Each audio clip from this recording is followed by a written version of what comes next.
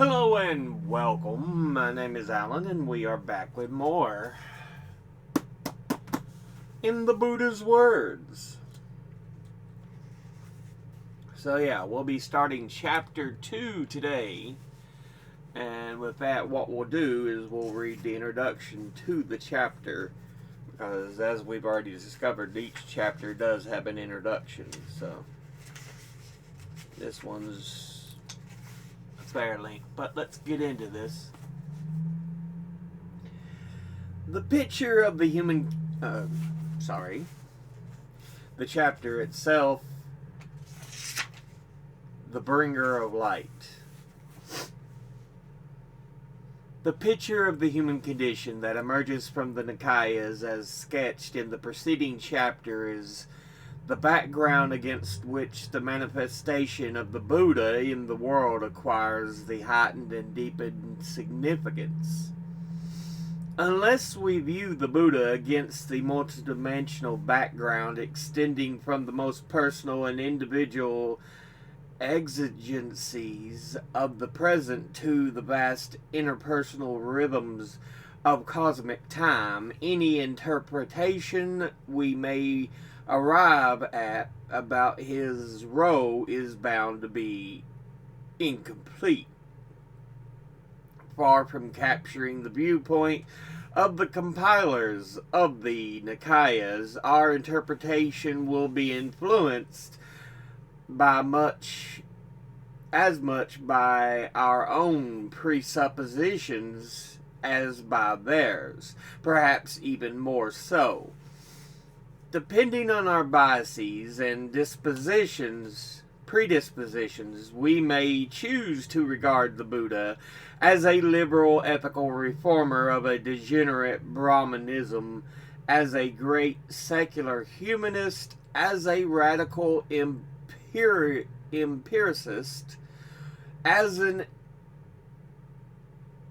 existential psychologist, as a proponent of a sweeping agnosticism, or as the precursor of any other intellectual fashion that meets our fancy. The Buddha who stares back at us from the text will be too much a reflection of ourselves, too little an image of the enlightened one. Perhaps in interpreting a body of ancient religious literature, we can never fully avoid inserting ourselves into our own values into the subject we are interpreting. However, though we may never achieve perfect transparency, we can limit the impact of personal bias upon the process of interpretation by giving the words of the text due respect. When we pay this act of homage to the Nikayas, when we take seriously their own account of the background to the Buddha's manifestation in the world, we will see that they ascribe to his mission nothing short of cosmic scope. Against the background of a universe with no conceivable bounds in time, a universe within which living beings enveloped in the darkness of ignorance wander along, bound to the suffering of old age, sickness, and death. The Buddha arrives as the torchbearer of mankind. Ukadaro Manusanam, bringing the light of wisdom. In the words of text 2:1, his arising in the world is the manifestation of great vision, a great light, of great radiance, having discovered for himself the perfect peace. of liberation. He kindles for us the light of knowledge, which reveals with the truths what we must see for ourselves, and the path of practice that culminates in this liberating vision.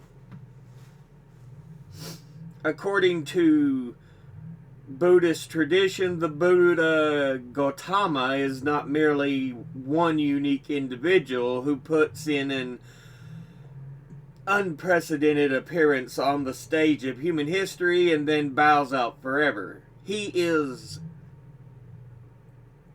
rather the fulfillment of a primordial archetype and the most recent member of a cosmic dynasty of Buddhas constituted by numberless perfectly enlightened ones of the past and sustained by perfectly enlightened ones continuing indefinitely onward into the future. Early Buddhism, even in the archaic root text of the Nikayas, already recognizes a plurality of Buddhas who all conform to certain fixed patterns of behavior, the broad outlines of which are described in the opening sections of the Mahapadana Sutta. The word Tathagata, which the text used as an epithet for a Buddha, points to his fulfillment of primordial archetype.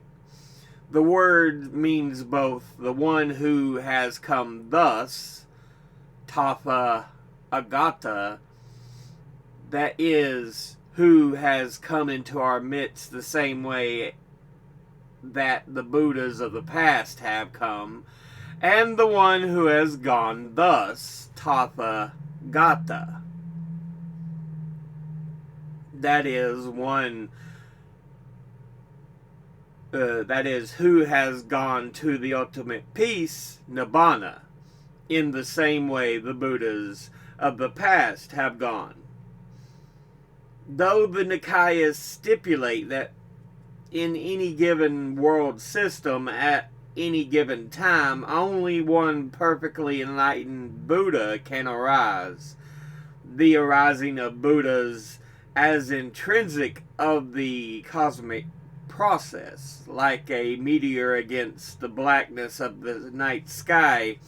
From time to time, a Buddha will appear against the backdrop of boundless space and time, lighting up the spiritual firmament of the world, shedding the brilliance of his wisdom upon those capable of seeing the truths that he illuminates. The being who is to become a Buddha is called a Pali, a Bodhisattva, a word better known in the Sanskrit as Bodhisattva. According to common Buddhist tradition, the Bodhisattva is one who undertakes a long course of spiritual development consciously, motivated by the aspiration to attain future Buddhahood, inspired and sustained by great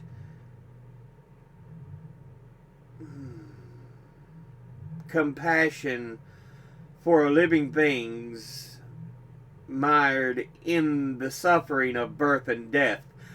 The Bodhisattva fulfills over many eons of cosmic time the difficult course needed to fully master the requisites for supreme enlightenment. When all these requisites are complete, he attains Buddhahood in order to establish the Dhamma in the world. A Buddha discovers the long-lost path to liberation in the ancient path traveled by the Buddhas of the past that culminates in the boundless freedom of Nibbana. Having found the path and traveled it to its end, he then teaches it in all its fullness to humanity so that many others can enter the way to final liberation. This, however, does not exhaust the function of a Buddha. A Buddha understands and teaches not only the path leading to the supreme state of ultimate liberation, the perfect bliss of Nibbana, but also the paths leading to the various types of wholesome mundane happiness to which human beings aspire. A Buddha proclaims both a path of mundane enhancement that enables sentient beings to plant wholesome roots productive of happiness, peace, and security in the worldly dimensions of their lives, and a path of world transcendence to guide sentient beings to Nibbana. His role is thus much wider than an exclusive focus on the transcendent aspects of his teaching might suggest. He is not merely a mentor of ascetics and contemplatives, but merely a teacher of meditation techniques and philosophical insights, but a guide to the Dhamma in its full range and depth. One who reveals, proclaims, and establishes all the principles integral to the correct understanding and the wholesome conduct, whether mundane or transcendental. Text 2.1 highlights this wide-ranging altruistic dimension of a Buddha's career when it praises the Buddha in the one person who arises in the world for the welfare of the multitude, for the happiness of the multitude, out of the compassion for the world, for the good, welfare, and happiness of devas and humans. The Nikayas offer two perspectives on the Buddha as a person, and to do justice to the text, it is important to hold these two perspectives in balance, without letting one cancel out the other. A correct view of the Buddha can only arise from the merging of these two perspectives, just as the correct view of an object can arise only when the perspectives presented by our two eyes are merged in the brain into a single image. One perspective, the one highlighted most often in modernist presentations of Buddhism, shows the Buddha as a human being who, like other human beings, had to struggle with the common frailties of human nature to arrive at the state of an enlightened one.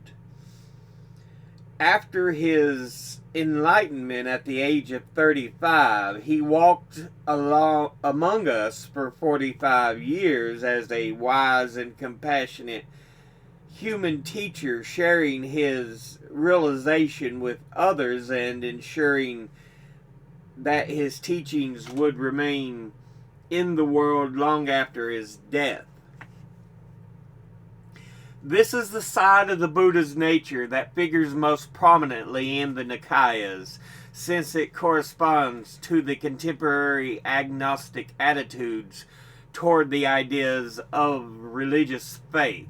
It has an immediate appeal to those tortured by modern modes of thought. The other aspect of the Buddha's person is likely to seem strange to us, but it looms large in Buddhist traditions and serves in the bedrock of the popular Buddhist devotion. Though secondary in the Nikayas, it occasionally surfaces so conspicuously that it cannot be ignored, despite the efforts of the Buddhist modernists to downplay its significance or rationalize its intrusions. From this perspective, the Buddha is seen as one who has already made preparations for his supreme attainment over countless past lives, and was destined from birth to fulfill the mission as a world teacher. Text chapter 2, part 2, is an example of how the Buddha is viewed from this perspective. Here it is said, the future Buddha descends fully conscious from the Tusita heaven into his mother's womb. His conception of and birth are accompanied by wonders. Deities worship the newborn infant, and as soon as he is born, he walks 7 steps and announces his future destiny. Obviously, for the compilers of such a sutta as this, the Buddha was already destined to attain Buddhahood even prior to his conception, and thus his struggle for enlightenment was a battle whose outcome was already predetermined. The realistic picture of the Buddha was already predetermined. The final paragraph of the sutta, however, ironically harkens back to the realistic picture of the Buddha. When the Buddha himself considers what the Buddha himself considers to be truly wondrous are not the same miracles accompanying his conception and birth, but his mindfulness and full comprehension at the midst of feelings, thoughts, and perceptions. The 3 texts in section 3 are biographical accounts consistent to this naturalistic point of view. They offer us a portrait of the Buddha's stark in its realism, bare in its naturalism, striking in its ability to convey deep psychological insights with minimal descriptive technique. In text chapter 2, section 3, part 1, we read about his renunciation, his training under 2 famous meditation teachers, his disillusionment with their teachings, his solitary struggle, and his triumphant realization of the deathless. Chapter 2, section 3, part 2, fills in the gaps about the above narrative with a detailed account of the Bodhisattva's practice of self-mortification, strangely missing from the previous discourse. This text also gives us a classic description of the enlightenment experience as involving the attainment of the 4 jhanas, states of deep meditation, followed by the 3 vijjas, or higher types of knowledge. The knowledge of the recollection of past lives, the knowledge of passing away and rebirth of beings, and the knowledge of the destruction of the taints. While this text may convey the impression that the last knowledge broke upon the Buddha's mind as a sudden and spontaneous intuition, chapter 2, section 3, part 3 collects this impression with an account of the Bodhisattva on the eve of his enlightenment, reflecting deeply upon the suffering of old age and death. He then methodically traces his suffering back to its conditions by a process that involves, at each step, careful attention. Yonaso Manasikara, leading to a breakthrough by wisdom. Panaya Abhisamaya. This process of investigation culminates into the discovery of independent origination, which thereby becomes the philosophical cornerstone of his teaching. It is important to emphasize that, as presented Here and elsewhere in the Nikayas, dependent origination does not signify joyous celebration of the interconnectedness of all things, but a precise articulation of the conditional pattern in dependence upon which suffering arises and ceases. In the same text, the Buddha declares that he discovered the path to enlightenment only when he found the way to bring dependent origination to an end. It was thus the realization of the cessation of dependent origination, and not merely the discovery of its origination aspect, that precipitated the Buddha's enlightenment. The simile of the ancient city, introduced later in the discourse, illustrates a point that the Buddha's enlightenment was not a unique event, but a rediscovery of the same ancient path that has been followed by the Buddhas of the past. Text from chapter 2, section 4 resumes with the narrative of chapter 2, section 3, part 1, which I had divided by splicing in the two alternative versions of the Bodhisattva's quest for the path of enlightenment. We now rejoin the Buddha immediately after his enlightenment as he ponders the weighty question whether to attempt to share his realization with the world. Just at this point, in the midst of the text, that was so far appeared so convincingly naturalistic, a deity named Brahma Sahampati descends from the heavens to plead with the Buddha to wander forth to teach the Dhamma for the benefit of those with little dust in their eyes. Should this scene be interpreted literally or as a symbolic enactment of an internal drama taking place in the Buddha's mind? It is hard to give a definitive answer in this question. Perhaps the scene could be understood as occurring at both levels at once. In any event, Brahma's appearance at this point makes a shift from the realism that colors the earlier part of the sutta back toward the mythical symbolic mode. The transition again underscores the cosmic significance of the Buddha's enlightenment and his future mission as a teacher.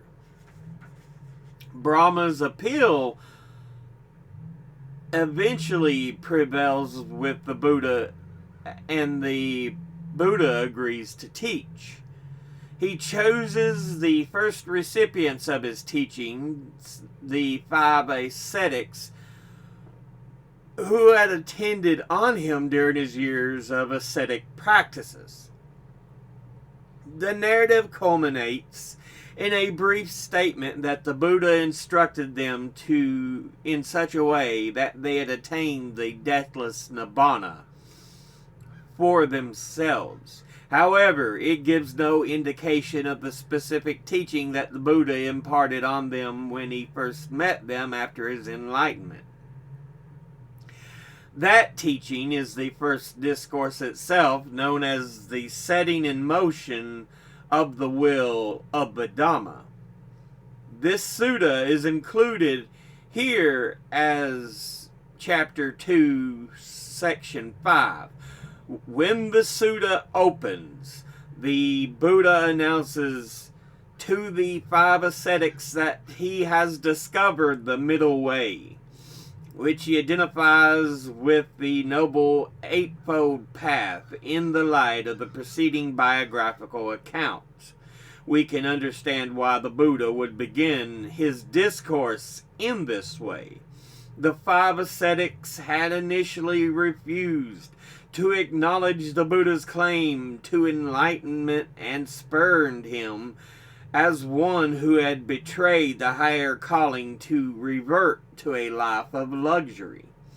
Thus, he first had to assure them that far from reverting to a life of self-indulgence, he had discovered a new approach to the timeless quest for enlightenment. This new approach, he told them, remains faithful to the renunciation of sensual pleasures, yet eschews tormenting the body as pointless and unproductive. He then explained to them that the true path to liberation, the noble eightfold path which avoids the two extremes and thereby gives rise to the light of wisdom and culminates in the destruction of all bondage, Nibbana. Once he has cleared up their misunderstanding, the Buddha then proclaims the truths he had realized in the night of enlightenment. These are the Four Noble Truths. Not only does he enunciate each truth and briefly define its meaning, but he describes each truth from three perspectives. These constitute the three turnings of the wheel of Dhamma, referred to later in the discourse. With respect to each truth, the first turning is the wisdom that illuminates the particular nature of that noble truth. The second turning is the understanding that each noble truth imposes a particular task to be accomplished. Thus, the first noble truth, the truth of suffering, is to be fully understood. The second truth, the truth of suffering's origin or craving, is to be abandoned. The third truth, the truth of cessation of suffering, is to be realized. And the fourth truth, the truth of the path, is to be developed. The third turning is the understanding that the four functions regarding the Four Noble Truths have been completed. The truth of suffering has been fully understood. Craving has been abandoned. The cessation of suffering has been realized, and the path has been fully developed. It was only when he understood the Four Noble Truths in these three turnings and 12 modes, he says, that he could claim that he had attained unsurpassed perfect enlightenment. The Dhammacakkappavattana Sutta illustrates once again the blending of the two stylistic modes I referred to earlier. The discourse proceeds almost entirely in the realistic, naturalistic mode until we approach the end. When the Buddha completes his sermon, the cosmic significance of the event is illuminated by the passage showing how the deities in each successive celestial realm applaud the discourse and shout the good news up to the deities in the next higher realm at the same time. The entire world system quakes and shakes, and a great light surpassing the radiance of the gods appears in the world. Then at the very end we return to the glorious scene back to the prosaic human realm to behold the Buddha briefly congratulating the ascetic Gondwana for gaining the dust-free stainless vision of the Dhamma. In one split second, the lamp of doctrine has passed from master to disciple to begin its journey throughout India and across the world. But yeah, that ends chapter 2's introduction. So yeah, we get a peek that chapter 1 was more basics, and chapter 2 will be teaching some of the ideas. The first chapter is like, look, this is the basics of life: aging, birth, death. These are common. This is, life. Time passes whether you want it to or not, and so on. So with chapter 2, we see he'll be getting into some of the actual teachings beyond, hey, this is the way things work. But we'll go ahead and end this episode there. As always, educate thyself, think, read, study, learn. Someone tells you something you have trouble believing, ask them to cite their sources. Thank you all for watching. I'll see you all in the next one. Until then, later.